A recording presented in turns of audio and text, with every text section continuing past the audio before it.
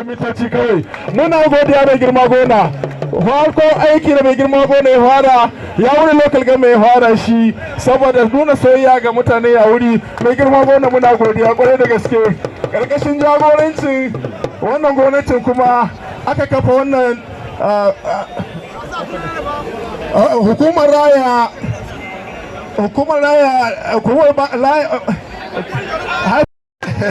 haifadek kuma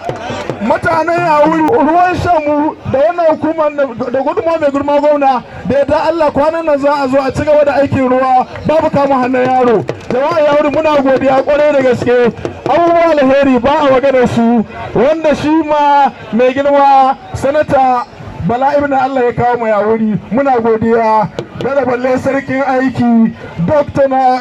Stanko Yusuf Sununu Stanko Yusuf Sununu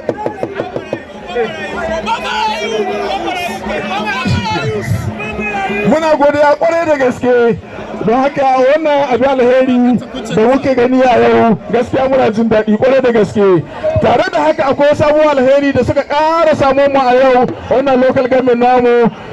shi wannan MD din ya kawo mana mota local government din mu guda 7 ga sunan a jejjere ya ce a ba party local government guda 7 muna godiya kwarai mai girma gona ai san muna da godiyar mu muna godiya kwarai da gaske a ƙarshen wannan cigaban da aka samu yau muna da 'yan jam'iyyar PRP wa'anda yake tun daga esco nasu na jiha akwai ma'ajin jam'iyya akwai chairman na jam'iyya da